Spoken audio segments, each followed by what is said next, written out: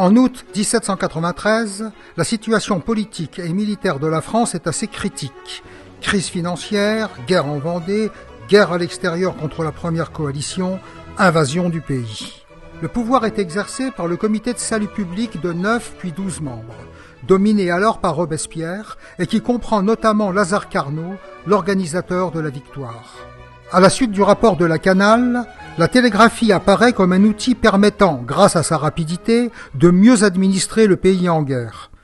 Les frontières du Nord et de l'Est étant les plus menacées et les plus proches de Paris, c'est de Lille et de Landau, au nord de Strasbourg, que devaient partir les deux premières lignes.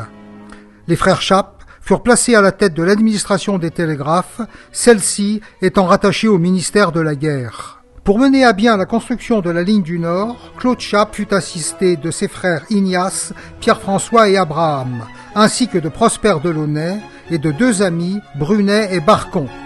Tout était à créer, à mettre au point, sous une contrainte financière forte. Claude Chappe, outre la responsabilité globale du chantier, a pris en charge la conception et la fabrication des mécanismes, laissant à ses collaborateurs la charge de choisir et de construire les 16 stations prévues. Ils mettent aussi au point les méthodes et les consignes d'exploitation, comment on doit transmettre, comment faire correspondre aux mots du langage les signaux disponibles, etc. Les difficultés rencontrées sont nombreuses. L'économie française, tournée vers la guerre, ne produit pas les matériaux nécessaires. Les ouvriers qualifiés manquent, l'argent aussi. La population est méfiante.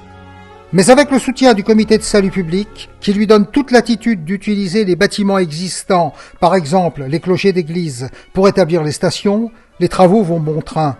Les essais commencent le 30 avril 1794, et la ligne est opérationnelle à la mi-juillet. Les stationnaires avaient eu plusieurs semaines pour s'entraîner. Le 27 juillet 1794 marque la chute de Robespierre, et c'est sous la Convention thermidorienne que va vraiment commencer l'exploitation de la télégraphie Chappe. Le 15 août, Abraham Chappe, qui a en charge la direction de l'île, transmet la nouvelle de la reprise du Quesnoy. Mais c'est le 30 août qui mérite d'être retenu comme date marquante de l'histoire des communications. Au début de l'après-midi, à l'ouverture de la séance de l'Assemblée, les débats sont houleux. Arrive alors Lazare Carnot, qui tient en main en papier, il déclare « Citoyens, voici la nouvelle qui nous arrive à l'instant par le télégraphe que vous avez fait établir de Paris à Lille. Condé est restitué à la République. La reddition a eu lieu ce matin à 6 heures. Le député Gossin prend la parole. Il demande que le nom de Condé soit changé en or libre. Décret rendu. Le député Granet se lève. Nous déclarons que l'armée du Nord a encore une fois bien mérité de la patrie. Les décrets sont transmis par le télégraphe.